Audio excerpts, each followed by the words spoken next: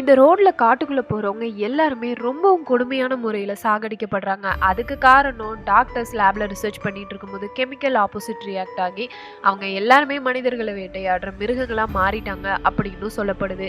இந்த காட்டுக்குள்ள இப்ப 6 பேர் மாட்டிக்கிட்டு இருக்காங்க.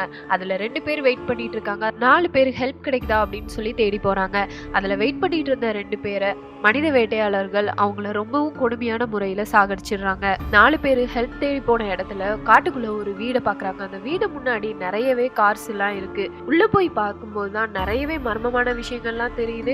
அதுலயும் மனித உறுப்புகளை நிறைய இடத்துல ஸ்டோர் பண்ணி வச்சிருக்காங்க அப்படின்னும் தெரிய வருது.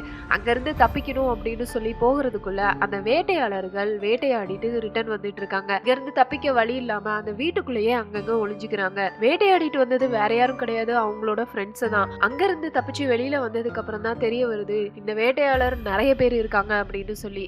மீதியா அடுத்த பாட்டுல பார்க்கலாம்.